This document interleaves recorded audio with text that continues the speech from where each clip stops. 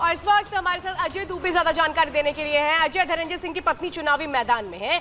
वो एक तरफ तो कह रहे हैं कि कोई भी सहयोग नहीं रहा मोदी और योगी की तरफ से, लेकिन दूसरी तरफ वो कह रहे हैं कि बीजेपी की तरफ हमेशा मेरा झुकाव रहा है। किस ओर संकेत है? बिल्कुल, एक तरफ आज से लगभग 15 दिन पहले मैंने जब श्रीकला का इंटरव्यू किया तो वो कह रही थी कि जान को खतरा है, वो कह रही थी कि ये एक साजिश है।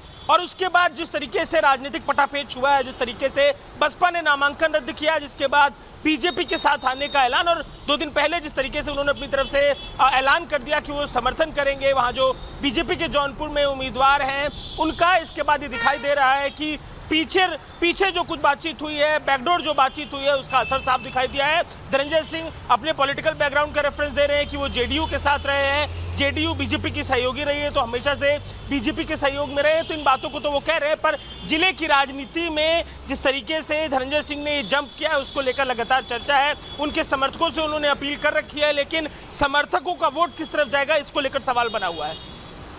बिल्कुल, समर्थकों का वोट किस तरह से जाएगा, लेकिन ये भी समझना होगा बहुत ही कॉम्प्लिकेटेड मामला हो गया। जेल से छूटते हैं, कहते हैं मैं चुनाव लड़ूंगा या मुझे लड़ना चाहिए, लेकिन जेल से उनको इस तरह की राहत नहीं मिल पाती। उसके बाद पत्नी चुनाव लड़ती हैं बीएसपी की तरफ से, और उसके बाद अब बीजेपी को समर्थन देने की बात की जाती है। लेकिन इससे जो पूर्वांचल है उसमें क्या प्रभाव पड़ेगा?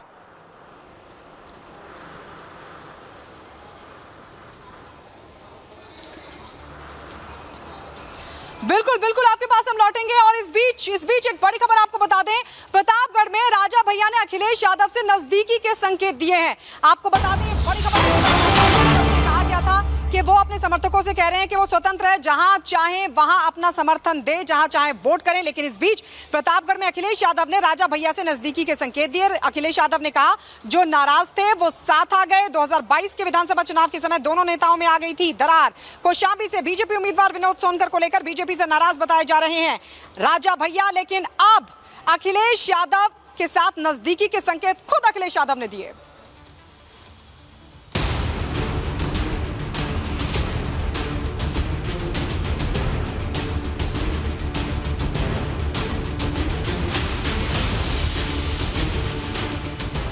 बीजेपी से नाराजगी, राजा भैया की चुप्पी, अखिलेश का दावा, समर्थन का इशारा। प्रतापगढ़ से मिर्जापुर कितना असर डालेगा कुंडा फैक्टर? यूपी के सियासी गलियारों में इस बात की चर्चा जोरों पर है कि समाजवादी पार्टी और राजा भैया की सियासी दूरियां मिट गई हैं। समाजवादी पार्टी के प्रमुख अखिलेश यादव ने इशारों में इसकी पुष्टि की है। मौका था प्रतापगढ़ की चुनावी रैली का, जिसमें अखिलेश ने कहा जो अब तक नाराज थे वो भी अब हमारे साथ हैं।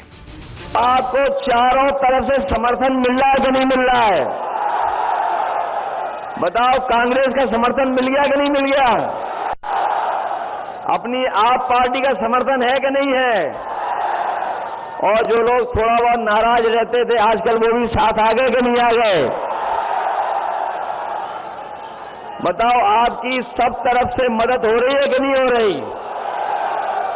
और जो बीजेपी वाले सांसद हैं वो रो रहे हैं कि नहीं रो रहे हैं? वो रो इसलिए रहे कि इस बार प्रतापगढ़ से वो लाखों वोटों से हार के जा रहे हैं। हालांकि राजा भैया अभी तक खुलकर किसी पार्टी के समर्थन में नहीं आए हैं। राजा भैया अभी भी अपने उसी स्टैंड पर कायम हैं, जिसमें उन्होंने किसी भी राजनीतिक पार्टी को समर्थन देने से इनकार किया था।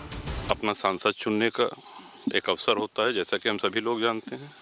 और जहां तक आप हमारे जनसत्ता दल की बात करें, क्योंकि हमारा कोई प्रत्याशी नहीं है, किसी दल से कोई गठबंधन नहीं है, तो कार्यकर्ताओं को हमने कह दिया कि आप लोग स्वविवेक से जहां चाहें वहां मतदान करें।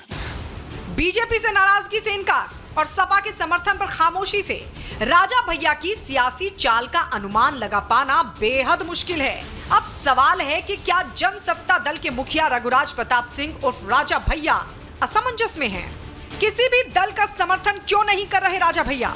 राजा के समर्थक कहीं सपा कहीं भाजपा का समर्थन कर रहे हैं। बीजेपी से क्षत्रियों की नाराजगी की खबरों से उनकी ठंडी प्रतिक्रिया रही है। करीब 10 साल से बीजेपी का समर्थन कर रहे हैं राजा भैया। अमित शाह की मुलाकात पर भी चुप्पी साधे हुए हैं राजा भैया। अखिलेश की तरफ से भी कोई ठोस आश्वासन नहीं मिला है। कहा जा रहा है कि इस चुनाव में राजा और बीजेपी के बीच रिश्ते ठीक नहीं है। इसकी वानगी उस वक्त भी दिखी जब बीजेपी की सहयोगी अपना दल की नेता अनुप्रिया पटेल ने राजा भैया का नाम लिए बिना उन पर निशाना साधा था। नहीं होता, ईवीएम के बटन से पैदा होता है।